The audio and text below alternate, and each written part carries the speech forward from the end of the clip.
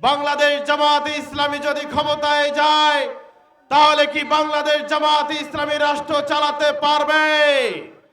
এই প্রশ্নের জবাবে আমি বলতে চাই, বাংলাদেশ জামায়াতে ইসলামীর আমির ডক্টর শফিকুর রহমান উনি যদি রাষ্ট্র চালাতে না পারে, যাদের ঋণ খেলাপির জন্য প্রার্থীপদ বাতিল হয়েছে, তারা কিভাবে রাষ্ট্র চালাতে পারবে?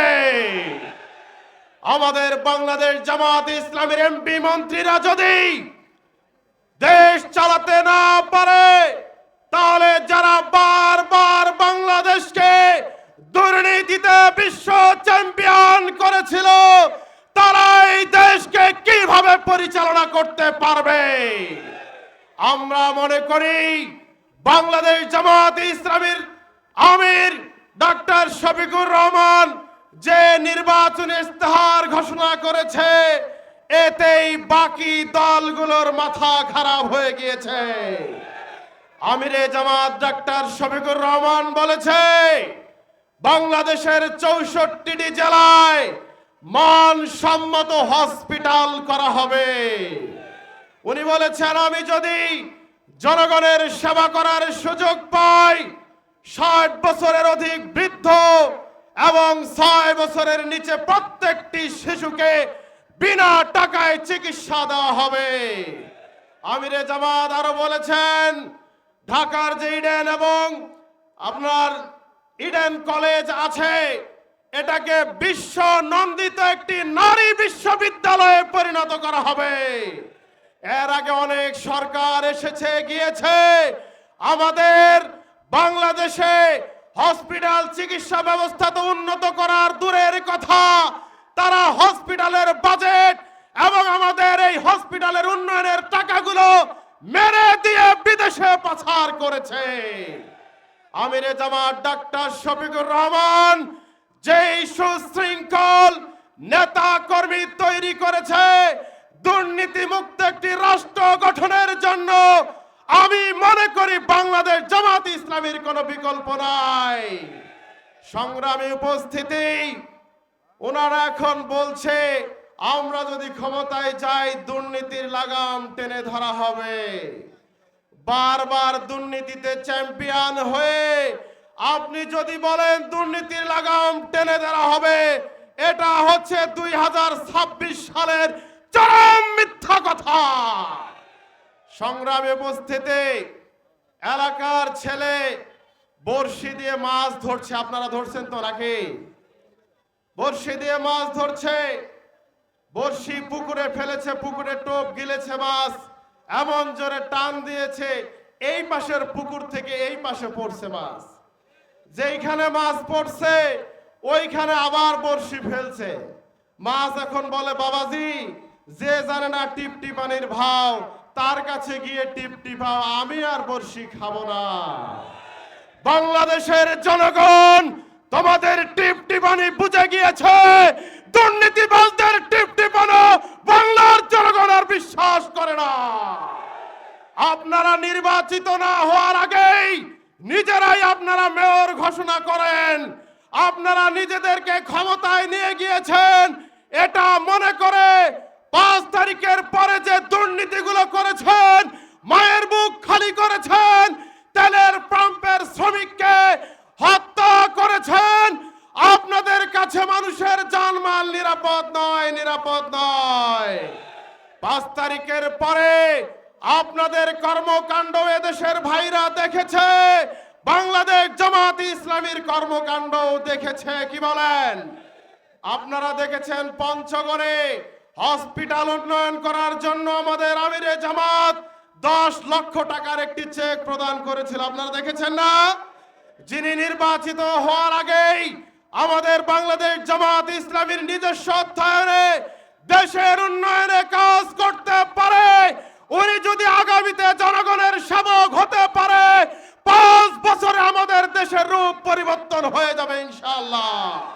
সংগ্রামী উপস্থিতি, আমাদের এই দেশটিকে দুর্নীতির শৃঙ্খল থেকে, দাসত্বের শৃঙ্খল থেকে, পরিবারতন্ত্রের দাসত্ব থেকে কে কে আজাদি করতে চান? তো তুলে একটু আল্লাহকে দেখান। দেখান।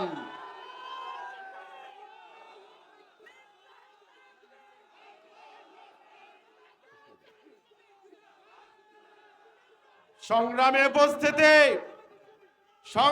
উপস্থিতি ওনারা আজকে অপপ্রচার করছে বাংলাদেশ জামাত ইসলামী ক্ষমতায় গেলে হিন্দু ভাইদের কর্মসংস্থান দিবে না বা হিন্দু ভাইদেরকে ছোট করে রাখা হবে, আমাদের হিন্দু বোনদেরকেও নাকি বোরখা পরানো লাগবে, এটা বলে বেড়াচ্ছে, ঠিক কিনা বলেন? সংগ্রামে উপস্থিতি আজকে আমরা স্পষ্ট করে বলে দিতে চাই, আমাদের দেশের প্রত্যেকটি নাগরিক সম্মানিত নাগরিক, কেউ সংখ্যালঘু নয়।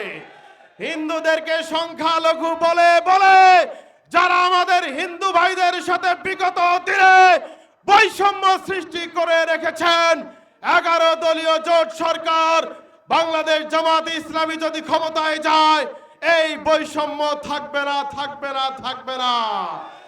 আবারও কথা হবে, আবারও আপনাদের সাথে দেখা হবে।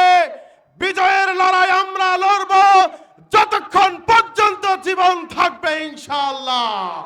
এবার জেগেছে মাঝি মাল্লা, জেগেছে চাষা ভুষা, জিতবে এবার দাঁড়িপাল্লা ইনশাআল্লাহ। কথা শেষ করছি, আল্লাহ হাফেজ। বাংলাদেশ জিন্দাবাদ, বাংলাদেশ জামাত ইসলামী জিন্দাবাদ, 10 দলীয় ঐক্য জোট জিন্দাবাদ, 11 দলীয় জোট জিন্দাবাদ। হ্যাঁ পক্ষে ভোট দিতে হবে। হ্যাঁ যদি জিতে যায় জিতে যাবে বাংলাদেশ, হ্যাঁ যদি জিতে যায় জিতে যাবে জুলাই বিপ্লবীরা, হ্যাঁ যদি জিতে যায় জিতে যাবে হাদি, হ্যাঁ যদি জিতে যায় আমাদের জিতে যাবে জুলাই শহীদ আবু সাইদ মুগ্ধ সিয়াম সাজু। আমাদের যে সকল ভাইদেরকে শহীদ করে দেওয়া হয়েছে, শহীদ পরিবারের সাথে আমিরে জামাত যখন কথা বলছেন, একজন শহীদের মা যখন ভারাক্রান্ত হৃদয় নিয়ে কষ্ট সহ্য করতে না পেরে আমিরে জামাতকে বুকে জড়িয়ে ধরে কান্না করেছে, একজন শহীদ মায়ের কান্না নিয়েও এই জালিমরা নাটক করছে। আজকে আপনারা জুলাই বিপ্লবের বিপ্লবী শহীদদের বিনিময়ে দেশে প্রত্যাবর্তন করেছেন, আর দেশে পা রেখেই আপনারা বলছেন আমাদেরকে গুপ্ত। বলছে কিনা ভাই? সম্মানিত উপস্থিতি, আপনাদেরকে বলতে চাই, আসলে ভাইদের বিপক্ষে বলা আমাদের কাজ নয়, কাজ নয়, কিন্তু দু একটি কথা না বললেই নয়। 17 বছর লন্ডনে ছিলেন আপনি, লন্ডন থেকে ভিডিও বার্তা পাঠাতেন আর বাংলাদেশের রাজনীতি করতেন।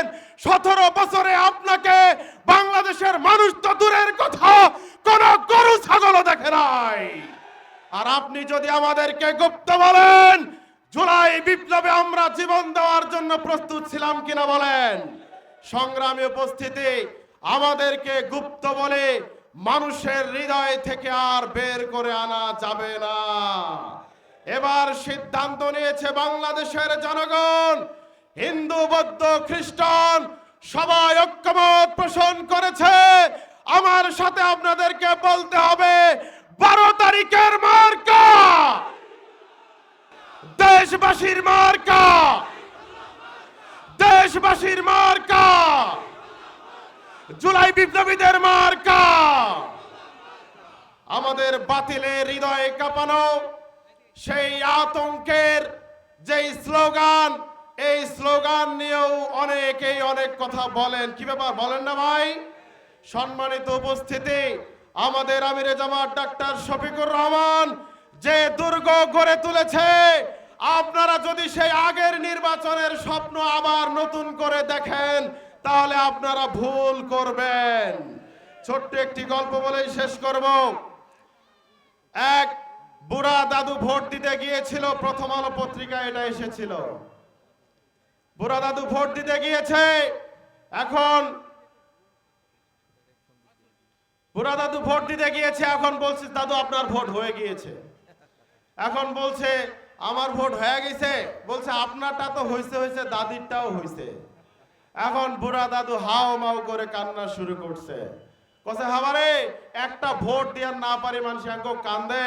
বুড়া দাদু কসে আমি তো ভোট দেওয়ার জন্য কান্না করছি না, তোমার দাদি মারা গেছে 5 বছর আগে, ওই যে চুপ করে আসি ভোটটা দিয়া গেল, মোর সাথে অনেক দেখা করে যাওয়ার পারলে হয়তো। কবর থেকেও ভোট দিয়েছে, আপনারা দেখেছেন না? সেই ভোটের স্বপ্ন যদি আবার কেউ এই বাংলাদেশে দেখে, তাদের উচিত জবাব দেওয়া হবে ইনশাআল্লাহ। আমরাও জবাব দেওয়ার জন্য প্রস্তুত আছি তো ইনশাআল্লাহ। নারায়ে তাকবীর। আল্লাহ হাফেজ। বাংলাদেশ জিন্দাবাদ। 11 দলীয় জোট জিন্দাবাদ। আসসালামু আলাইকুম ওয়া রাহমাতুল্লাহ। হিন্দু ভাইদেরকে জানাচ্ছি আদাব।